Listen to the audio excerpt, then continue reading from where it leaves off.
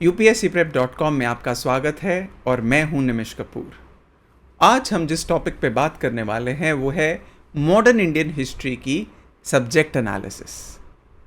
जो भी UPSC civil services की तैयारी कर रहा है, शुरुआत कर रहा है, जिसने ऑलरेडी नेक्स्ट ईयर का अटेम्प्ट कर रहा है, फर्स्ट अटेम्प्ट होगी जिसकी, so anyone who is in college, anyone who aspires to give UPSC in next 2 to 3 years, उसके लिए ये वीडियो बहुत ज़्यादा इम्पॉर्टेंट है। इसमें हम बहुत ही बेसिक तरीके से सिलेबस को देखते हुए सब्जेक्ट को एनालाइज करेंगे। एनालाइज ये करेंगे कि क्वेश्चंस कितने आ रहे हैं, क्या इम्पोर्टेंस है और इसको अप्रोच करने का तरीका। सो एनीवन हु स्टार्टिंग आउट, उसके लिए बहुत इम्पॉर्टेंट बन जाता है कि सब्जेक्ट को कैसे देखना है, कैसे अप्रोच करना है। तो let's start with this important topic. तो अगर हम यूपीएससी प्रीलिम्स का सिलेबस देखें from the perspective of modern Indian history और क्वेश्चंस देखें, तो syllabus history of India and Indian national movement. अब history of India and Indian national movement, इसमें ये एक बहुत ही एक्सटेंसिव टॉपिक है। History of India and Indian national movement, see ancient medieval तो है, बट हिस्ट्री ऑफ इंडिया में अगर हम मॉडर्न को 2 हिस्सों में डिवाइड करें तो ये बेसिकली पीरियड बन जाता है आपका 1600 से 1750 और अराउंड 1750 ऑनवर्ड्स टिल 1857 और फिर फाइनली 1857 से अराउंड 1947। सो ये 1600 to 750, वैसे तो अगर हम पोर्चुगीज़ की बात करें वो 1500 से शुरू होता है, बट प्राइमरीली अगर हम English, Dutch, advent of Europeans की बात करें तो ये पीरियड उस एरिया के लिए, उस टाइमलाइन के लिए इम्पॉर्टेंट है, प्लस डिक्लाइन ऑफ मुगल्स के लिए। ये 2 एक इम्पॉर्टेंट एस्पेक्ट बन जाता है मॉडर्न इंडियन हिस्ट्री सब्जेक्ट में। फिर 1750 से 1857 बहुत ट्रांजिशंस है, राइज ऑफ रीजनल स्टेट्स होता है, राइट। फिर राइज ऑफ रीजनल स्टेट्स में बहुत सी वॉर्स लड़ी जाती हैं इंग्लिश के द्वारा, Anglo Maratha, Anglo Mysore, Anglo Carnatic wars etcetera, और occupation, consolidation of British, administrative setup, और इसी दौरान some of the social religious reforms और civil uprisings and tribal revolts, ये इस पीरियड का इम्पॉर्टेंट हिस्सा बनता है।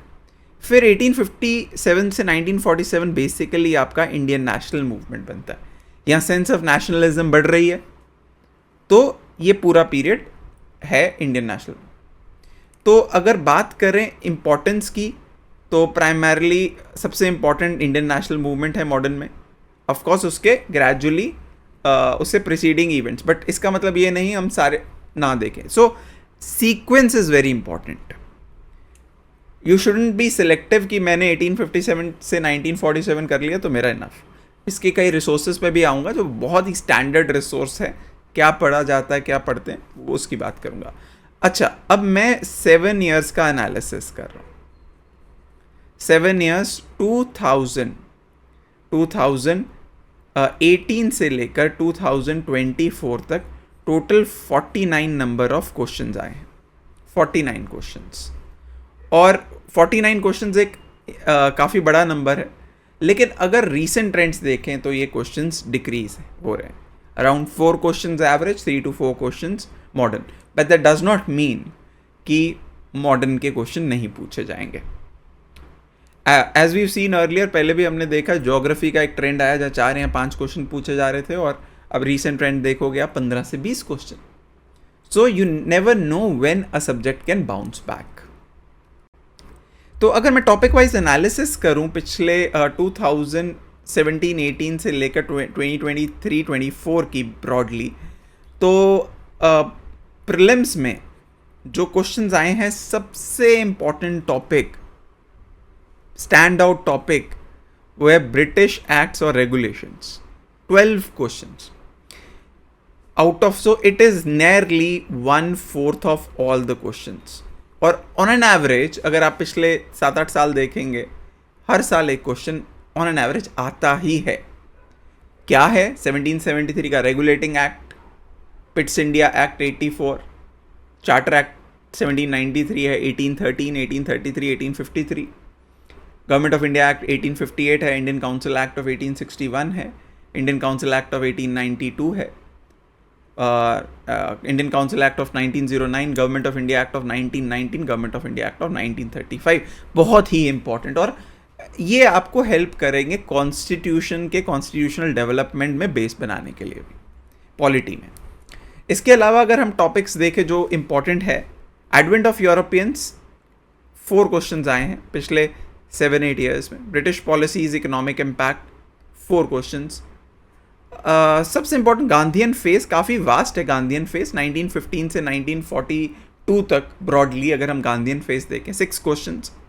पर्सनैलिटी बेस्ड क्वेश्चंस भी ईयर ऑन ईयर रिसेंटली हम देख पा रहे हैं इंक्रीज है इसमें।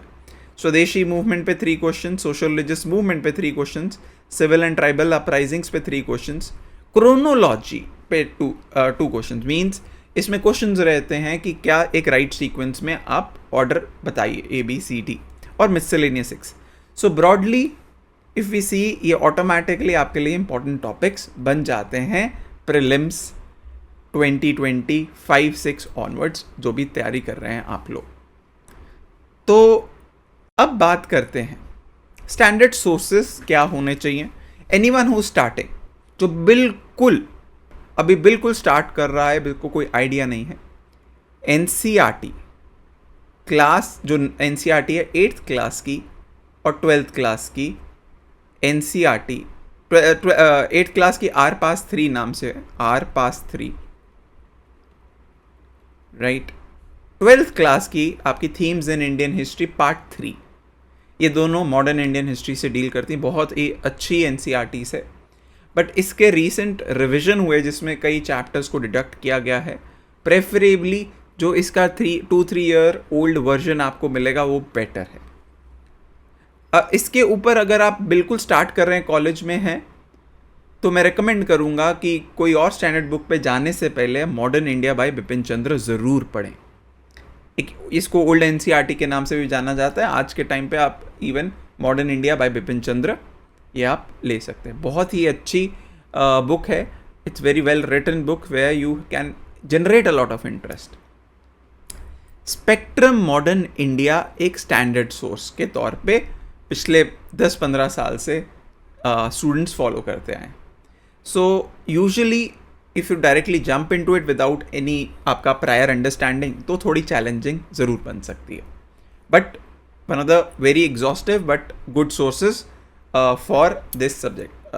तो ओवरऑल अगर हम ये स्टैंडर्ड सोर्सेज को इवैल्यूएट करें तो अराउंड 40 आउट ऑफ 49 क्वेश्चंस आप जो आए हैं वो इन्हीं स्टैंडर्ड सोर्सेज में आपको मिल जाएंगे।